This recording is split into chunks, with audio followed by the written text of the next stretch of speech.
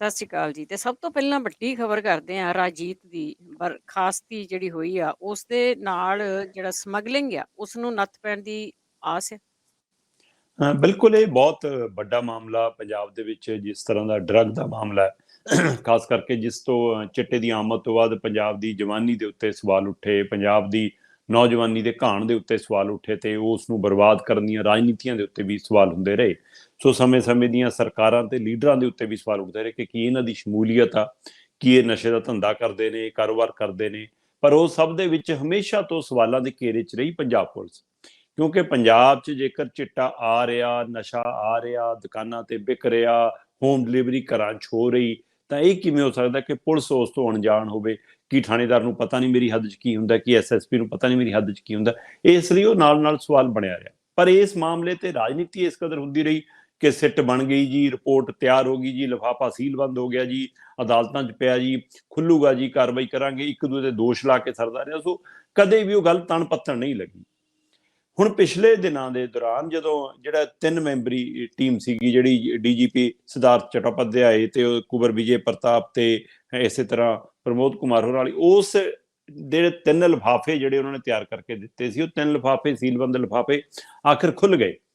ਉਹ ਖੁੱਲਣ ਦੇ ਆਧਾਰ ਦੇ ਉੱਤੇ ਹੁਣ ਪੰਜਾਬ ਸਰਕਾਰ ਨੇ ਦਮ ਭਰਿਆ ਕਿ ਅਸੀਂ ਉਸ ਲਿਫਾਫਿਆਂ ਦੇ ਆਧਾਰ ਤੇ ਮਾਨਯੋਗ ਅਦਾਲਤ ਦੇ ਹੁਕਮਾਂ ਦੇ ਅਨੁਸਾਰ ਜਿਹੜੇ ਉਹਦੇ 'ਚ ਸਾਨੂੰ ਹੁਕਮ ਦਿੱਤੇ ਗਏ ਨੇ ਕਿ ਜਿਹੜੇ ਬੰਦੇ ਨਾਮਜ਼ਦ ਹੋਏ ਨੇ ਉਹਨਾਂ ਤੇ ਐਕਸ਼ਨ ਲਓ, ਜਿਹੜੇ ਸਵਾਲਾਂ ਦੇ ਘੇਰ 'ਚ ਨੇ ਉਹਨਾਂ ਤੇ ਕਾਰਵਾਈ ਕਰੋ। ਸੋ ਇਹ ਇਸ ਲਈ ਕਹਿੰਦੇ ਉਹਦੇ ਆਧਾਰ ਤੇ ਅਸੀਂ ਇਹ ਡਿੱਗ ਪੁੱਟੀ ਆ।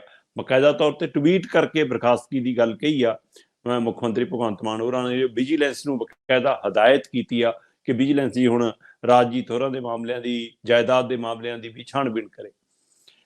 ਹੁਣ ਇੱਥੇ ਆ ਕੇ ਸਵਾਲ ਇਹ ਖੜਾ ਹੁੰਦਾ ਹੈ ਕਿ ਕੀ ਉਹ 3 ਲਿਫਾਫਿਆਂ 'ਚ ਇੱਕੋ ਨਾਮ ਸੀ? ਕੀ ਇਹ ਮਸਲਾ ਸਿਰਫ ਇਸੇ ਨਾਮ ਨਾਲ ਹੱਲ ਹੋ ਜਾਣਾ? ਕੀ ਪੰਜਾਬ 'ਚ ਨਸ਼ੇ ਦੀ ਸਮਗਲਿੰਗ ਦਾ ਧੰਦੇ ਨੂੰ ਨੱਥ ਇਸੇ ਨਾਂ ਨਾਲ ਪੈ ਜਾਣੀ, ਜਾਂ ਇਹਦੇ ਨੇੜਲੇ 2-4 ਸਾਥੀਆਂ ਨੂੰ ਚੱਕ ਕੇ ਪੰਜਾਬ ਤੋਂ ਚਿੱਟੇ ਦੀ ਆਮਦ ਰੁਕ ਜਾਣੀ? ਇਹ ਸਵਾਲ ਅਜੇ ਖੜਾ। ਬੇਸ਼ੱਕ ਲਿਫਾਫੇ 4 ਸੀ, ਖੁੱਲੇ 3 ਨੇ। ਆਪਾਂ ਉਸ ਦਿਨ ਵੀ ਅਸੀਂ ਗੱਲ ਕੀਤੀ ਸੀ ਕਿ ਚੌਥਾ ਲਿਫਾਫਾ ਜਿਹੜਾ ਨਿੱਜੀ ਤੌਰ ਤੇ ਤਿਆਰ ਕਰਕੇ ਦਿੱਤਾ ਚਟੋਪਾਧਿਆਏ ਹੋਰਾਂ ਨੇ, ਉਹ ਨਹੀਂ ਖੁੱਲਿਆ। ਉਹਨੂੰ ਲੈ ਕੇ ਜੇ ਚਰਚਾ ਚੱਲੀ ਕਿ ਕੀ ਇਹ ਖੋਲ੍ਹਣਾ ਚਾਹੀਦਾ, ਨਹੀਂ ਖੋਲ੍ਹਣਾ, ਕਿਉਂਕਿ ਜਿਹੜੇ 3 ਲਿਫਾਫੇ ਨੇ ਸਾਂਝੀ ਰਾਏ ਦੇ ਨੇ, ਇਹ ਸਿੱਟ ਦੀ ਸਾਂਝੀ ਰਿਪੋਰਟ ਨੇ, ਉਸ ਆਧਾਰ ਤੇ ਹੁਣ ਮੁੱਖ ਮੰਤਰੀ ਭਗਵੰਤ ਮਾਨ ਹੋਰਾਂ ਨੇ ਇਹ ਮਤਲਬ ਇੱਕ ਪਹਿਲ ਕਦਮੀ ਹੈ, ਸ਼ਲਾਘਾਯੋਗ ਪਹਿਲ ਕਦਮੀ ਮੰਨੀ ਜਾ ਰਹੀ ਹੈ ਕਿ ਹਾਂ ਨਸ਼ੇ ਦੇ ਮਾਮਲੇ 'ਚ ਡਿੱਗ ਪੁੱਟੀ ਹੈ। ਪਰ ਕੀ ਇਹ ਕੋਈ ਚੋਣਾਂ ਨੂੰ ਧਿਆਨ 'ਚ ਰੱਖ ਕੇ ਤਾਂ ਨਹੀਂ ਤਕੜਾ ਫੈਸਲਾ ਲੈਣ ਦੀ ਕਵਾਇਦ ਕਿ ਦੇਖੋ ਜੀ ਅਸੀਂ ਆਹ ਕਰਤਾ, ਜ਼ਮੀਨੀ ਚੋਣ ਤੋਂ ਪਹਿਲਾਂ ਦਿਖਾਉਣ ਦੀ ਕੋਸ਼ਿਸ਼ ਤਾਂ ਨਹੀਂ?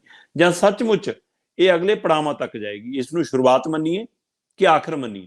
ਜੇ ਆਖਰ ਹੈ ਫਿਰ ਇਹ ਗਲਤ ਹੈ, ਜੇਕਰ ਇਹ ਸ਼ੁਰੂਆਤ ਹੈ ਤਾਂ ਇਹਦਾ ਮਤਲਬ ਇਹ ਉਹ ਚਿੱਟਕਪੜੀਆਂ ਤੱਕ ਜਾਣ ਦੀ ਲੋੜ ਹੈ ਜਿਹੜੇ ਚਿੱਟਕਪੜੀ ਇਹਦੀ ਆੜ 'ਚ ਧੰਦਾ ਕਰਦੇ ਰਹੇ। ਉਹ ਜਿਹੜੇ ਮਰਜ਼ੀ ਸਰਕਾਰ ਆਉਂਦੀ ਹੋਵੇ, ਜਿਹੜੀ ਮਰਜ਼ੀ ਧਿਰ ਦੇ ਲੀਡਰ ਆਉਂਦੇ ਹੋਣ, ਉਹਨਾਂ ਦੇ ਟਾਈਮ 'ਚ ਉਹਨਾਂ ਦੀ ਪੁੱਗਦੀਆਂ ਰਹੀਆਂ। ਸੋ ਪੰਜਾਬ ਦੀਆਂ ਬੈਠਕਾਂ ਦੇ ਵਿੱਚ, ਘਰਾਂ 'ਚ, ਪਿੰਡਾਂ ਦੀਆਂ ਬੈਠਕਾਂ ਦੇ ਵਿੱਚ ਜੇ ਹੋਮ ਡਿਲੀਵਰੀ ਨਸ਼ੇ ਦੀ ਹੋਣ ਲੱਗੀ ਆ ਤਾਂ ਇਹਦੇ ਵਿੱਚ ਰਾਜਨੀਤਿਕ ਔਰ ਖਾਕੀ ਦੀ ਸ਼ਮੂਲੀਅਤ ਤੋਂ ਬਿਨਾਂ ਇਹ ਸੰਭਵ ਨਹੀਂ ਸੀ। ਸੋ ਹੁਣ ਇਸ ਮਾਮਲੇ 'ਚ ਰਾਜਜੀਤ ਹੋਰਾਂ ਦੇ ਮਾਮਲੇ ਦੇ ਵਿੱਚ ਮਤਲਬ ਕਹਿੰਦੇ ਜੀ ਕਿ ਜਿੱਥੇ ਜਿੱਥੇ ਰਹੇ ਵਿਵਾਦਤ ਰਹੇ, ਇਹਨਾਂ ਦੇ ਨਾਲ ਜਿਹੜਾ ਇੰਦਰਜੀਤ ਲਾਇਆ ਜਾਂਦਾ, ਉਹ ਕਹਿੰਦੇ ਜਿੱਥੇ ਹੋ ਜਾਂਦੇ ਸੀ ਉਹਨੂੰ ਨਾਲ ਲੈ ਕੇ ਜਾਂਦੇ ਸੀ।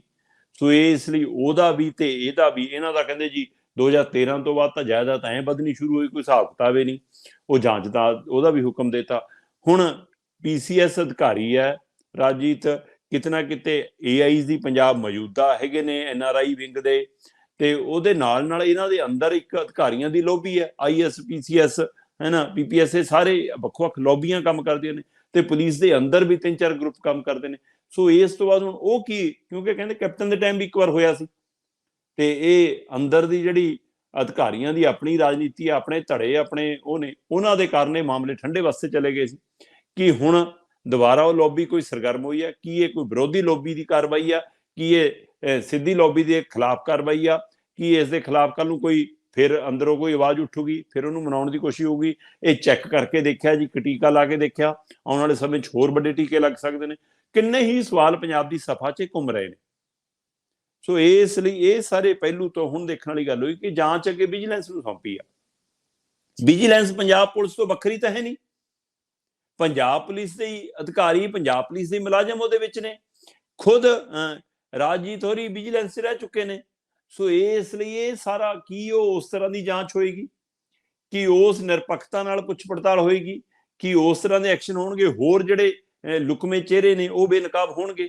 ਉਸ ਤੋਂ ਅੱਗੇ ਵਾਲੇ ਜਿਹੜੇ ਵੱਡੇ ਸਪਲਾਇਰ ਨੇ ਉਹਨਾਂ ਤੱਕ, ਵੱਡੇ ਮਗਰਮੱਛਾਂ ਤੱਕ ਪਹੁੰਚ ਹੋਏਗੀ, ਜਾਂ ਸਿਰਫ ਇੱਥੇ ਆ ਕੇ ਰੁਕ ਜਾਣਾ ਤੇ ਇਸੇ ਨੂੰ ਇਸ਼ਤਿਹਾਰਾਂ 'ਚ ਗਾਉਣਾ ਹੈ, ਇਸੇ ਨੂੰ ਢੋਲ ਵਜਾ ਕੇ ਗੋਗਾ ਗਾਉਣਾ ਕਿ ਇਹ ਸਿਰਫ ਮਾਲ ਵੇਚਣ ਦੇ ਲਈ, ਰਾਜਨੀਤਿਕ ਮਾਲ ਵੇਚਣ ਦੇ ਲਈ ਇਹ ਰਾਜਨੀਤਿਕ ਕਾਰਵਾਈ ਹੈ, ਜਾਂ ਸੱਚਮੁੱਚ ਨਸ਼ੇ ਦੀ ਚੇਨ ਤੋੜਨ ਦੇ ਲਈ ਇਹ ਸ਼ੁਰੂਆਤ ਮੰਨੀ ਜਾਵੇ ਕਿ ਇਹ ਤੋਂ ਬਾਅਦ ਹੋਰ ਵੱਡੇ ਚਿਹਰਿਆਂ ਤੱਕ ਜਾਇਆ ਜਾਏਗਾ। ਇੱਕ ਕੜੀ ਤਾਂ ਹੋ ਸਕਦੀ ਹੈ ਪਰ ਇਹ ਆਖਰੀ ਜਿੰਦਰਾ ਨਹੀਂ ਹੋ ਸਕਦਾ। ਸੋ ਇਸ ਲਈ ਇਹ ਲੰਬੀ ਜਿਹੜੀ ਚੈਨ ਆ ਉਹਦੀਆਂ ਕਿੰਨੀਆਂ ਕੜੀਆਂ ਨੇ ਅਜੇ, ਉਹਦਾ ਤੱਕ ਪਹੁੰਚਣ ਦੀ ਸਰਕਾਰ ਦੀ ਕਵਾਇਦ ਕੀ ਹੋਏਗੀ, ਉਹ ਆਉਂਦੇ ਦਿਨਾਂ 'ਚ ਇਹਨਾਂ ਦਾ ਐਕਸ਼ਨ ਮੋਡ ਕਿਹੋ ਜਿਹਾ ਹੋਏਗਾ ਉਹਦੇ ਪਰ ਨਜ਼ਰ ਰੱਖੀ ਜਾਏਗੀ ਜੀ।